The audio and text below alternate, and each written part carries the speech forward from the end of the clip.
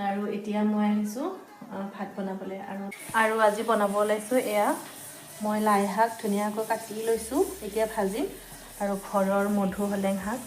মই বাৰীৰ পৰা লৈ আনিলোঁ ধুনীয়াকৈ ধুই লৈছোঁ কিছুমান মাছ আছিলে মধুসোলেং টেঙা শাকেৰে মাছৰ আঞ্জা বনাম ইফালে লাই শাকৰ ভাজি বনাম এতিয়া একাপ চাহ খাই লওঁ আৰু